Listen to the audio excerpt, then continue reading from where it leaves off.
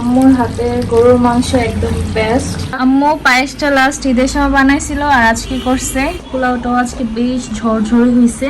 আর গরুর মাংস আলু দিয়ে লেবু আর হচ্ছে আসসালামু আলাইকুম, কেমন আছেন সবাই? আশা করি সবাই ভালো আছেন। আলহামদুলিল্লাহ আমরাও ভালো আছি।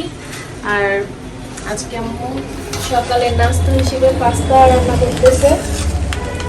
অন্যদিন দেখা যায় যে আম্মু সকালে রুটি করে, তারপরে রুটি ভাজি এগুলোই তো থাকে। আর আজকে যেহেতু বাসায় মেহমান আসবে, আম্মুর কিছু রান্না বান্না আছে, তার জন্য আম্মু হচ্ছে শর্টকাট ওয়েতে পাস্তা রান্না করতেছে। যদিও শর্টকাট না, পাস্তা রান্না করতে অনেক কিছুই দরকার হয়। তোমার এখানে গাজর দিছি, সসেজ দিছি, টমেটো দিছি, তো সবকিছু দিয়ে আম্মু আর ডিম দিয়ে করছি আজকে। আজকে হচ্ছে 8 সসেজেস পাস্তা আম্মু রান্না করছে। তো মেহমান আসবে, যার জন্য আম্মু আজকে সব রান্না বান্না। তো আম্মু এখানে গরুর মাংস নিয়ে নিছে, আর এখানে তেজপাতা, এলাচ, দারচিনি, লবণ দিয়ে দিলাম, আর পেঁয়াজ দিয়ে দিলাম, পেঁয়াজ, আর এখানে হলুদ, মরিচ, ধনিয়ার গুঁড়া, লবণ লবণ দিয়ে দিছি, রসুন, আদা। আম্মু হচ্ছে সব মশলা দিয়ে দিচ্ছে। এখন তেল দিয়ে দিবে। তেল দেওয়ার পর এটা হচ্ছে একটু ম্যারিনেট করে নেবে। আর এদিকে আম্মু আলু ভাজবে, যার জন্য লবণ আর হলুদ দিয়ে আলুগুলোকে একটু ভেজে নেবে। আর আজকে আলু দিয়ে রান্না করবে এই গরুর মাংসটা।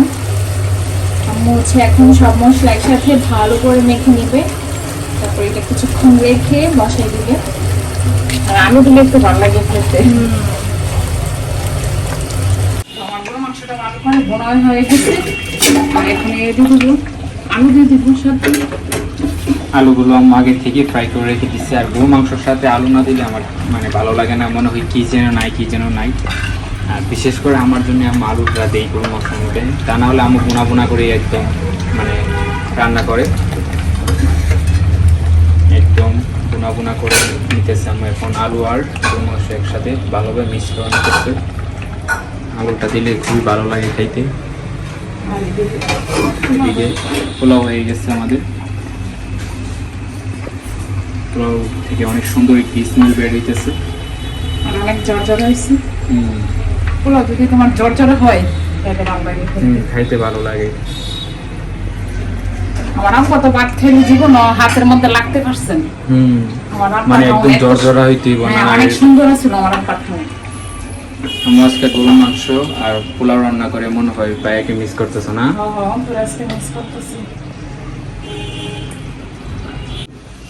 এইদিকে গরুর মাংস হয়ে গেছে। আম্মুর হাতের গরুর মাংস একদম বেস্ট, এখন পর্যন্ত খাওয়া অনেক মজার।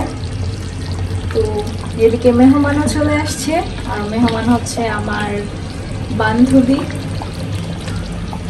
আর এই লেবুটা দেখো।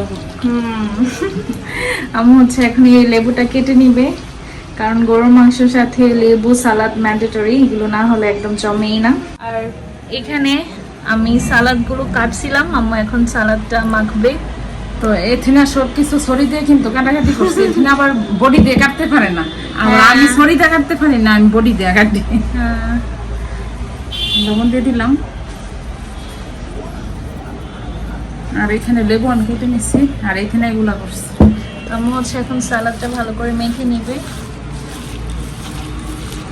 গরুর মাংসের লগে সালাদ রইলে খাইতেও ভালো লাগে, অনেক স্বাদ লাগে। আজকের এই খাবার আমি আসলে অন্তর জন্য আমি কোনো কিছু রান্না করতে চাই না। আমাদের সালাদও হয়ে গেছে, সবকিছু বাড়া হয়ে গেছে। আর এটা হচ্ছে পোলাওটাও আজকে বেশ ঝরঝরে হয়েছে। আর গরুর মাংস আলু দিয়ে লেবু আর হচ্ছে সালাদ, আর সাথে এরকম ঠান্ডা না হলে তো ভালোই লাগে না। তো এই হচ্ছে আজকে দুপুরের খাবার। আর মেহমানও চলে আসছে, তো এখন আমরা সবাই মিলে খাবো। আমার এদিকে একটু ডেজার্ট আইটেমও করতেছে, পায়েস। এখানে আম্মু গুঁড়ো দুধ নিয়ে নিছে, আর এখানে আর তোমার এখানে হচ্ছে আদা ভাঙা করে নিচ্ছি। পোলাও চাল, তো এটা আম্মু আধা ভাঙা করে নিছে, আর এখানে গুঁড়া দুধ, আর এখানে পানিটা সিদ্ধ হয়ে গেছে। আর এদিকে দুধটা অনেক গাঢ় হয়ে গেছে, আর আম্মু উপর দিয়ে কি দিয়ে দিতেছো? চাউল, হ্যাঁ চাউল না, চাউলগুলো দিয়ে দিতেছে। হ্যাঁ আদা ভাঙা করে রেখে দিচ্ছি।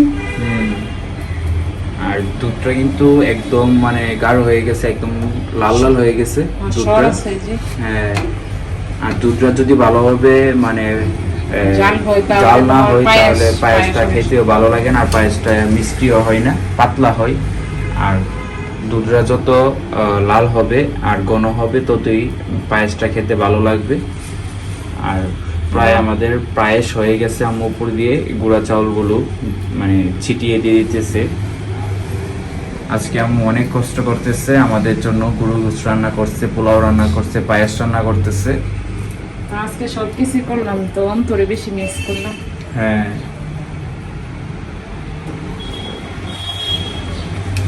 এদিকে পায়েসও হয়ে গেছে, আর পায়েসের এমন গুটি গুটি রান্না থাকলে তোমার দানা দানা, রান্নাটা দেখতে অনেক সুন্দর লাগে। আর পায়েসটা খুবই মজা হয়। এই হচ্ছে পায়েস, তার উপরে আমি একটু কাঠবাদাম একটু ছিটাই দিচ্ছি, আর হচ্ছে কিশমিশ। আর পায়েসের মধ্যে একটু বেশি বাদাম হলে খেতেও ভালো লাগে।